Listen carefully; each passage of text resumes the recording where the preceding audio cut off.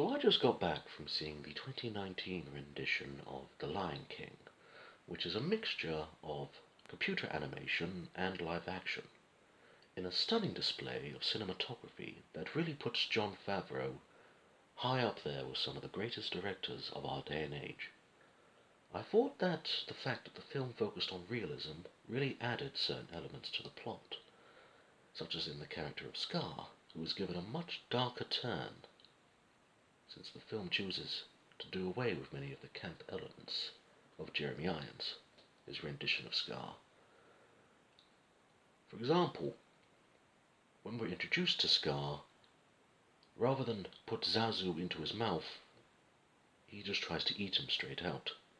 A very dark display of real lion hunting, if I had ever seen one.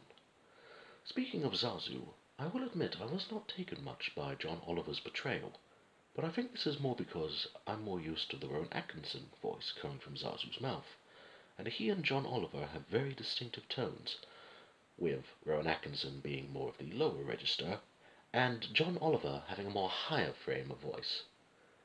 Although I will admit it would have been very meta if Zazu had instead been played by Tony Robinson from Blackadder. I can just picture it now. I have a plan, Mufasa. It's a very cunning plan. Oh, what could have been. But the lack of comedic and camp to add to the realism does take away a few things, particularly with the character of Rafiki, who, with his limited screen time, is given a more spiritual portrayal, shall we say. Because the film chooses to focus on realism, well, for one thing, Rafiki now lacks a tail, which I will admit is a tad of a pet peeve for me, because I'm so used to seeing him with a tail. But it does make him look more like a real version of the animal he is meant to be, that I, to be honest, do not know what that is, which is just an example of the poor education that I've given myself when it comes to the animal kingdom. One of the main things that the realism brings to the film is that it takes away Rafiki's stick, due to the fact he can't really hit Simba anymore unless he actually draw blood, for the big message of you can run from your past or you can learn from it. Personally, I think the film lost something there, but they do bring back the stick in a form of nostalgia for the big battle scene, though it only appears briefly.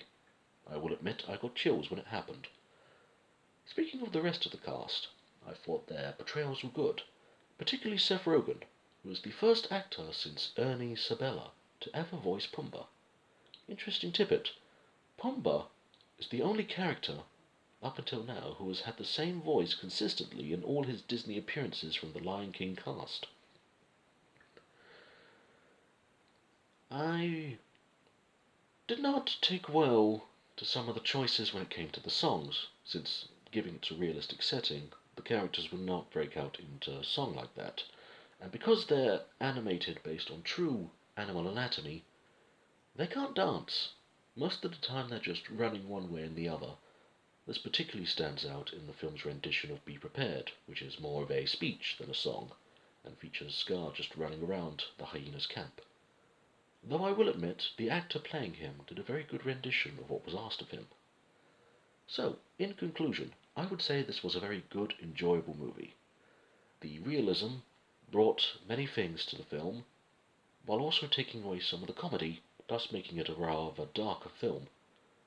I think one of the ways that the realism is reflected is that the animals can no longer move in certain ways. In the animated one, when Simba's head gets hit with the stick, he rubs it to check for blood, something he couldn't do if he was a real animal. Another thing is that the Scar's plan to kill Mufasa played off more realistically in this version. Rather than hitting Zazu to knock him out, he sends him to get the lions knowing he won't make it back in time. And for many years people have asked, why did Zazu not click that? We've just been left to assume that he thought he knocked himself out in all the confusion, but now we have a definite answer from this new live-action version. Of course, it does take away somewhat with the realism, in that Scar can no longer throw Mufasa off the cliff, he instead has to swipe him off as a real lion would, which has been severely mocked by certain online fans, let's say the least. In conclusion, this was a good movie. The realism adds a certain layer, and I was thoroughly enjoyed by their portrayal of Scar, who continues to be one of Disney's most popular antagonists. Thank you for watching, and I hope to see you again next time.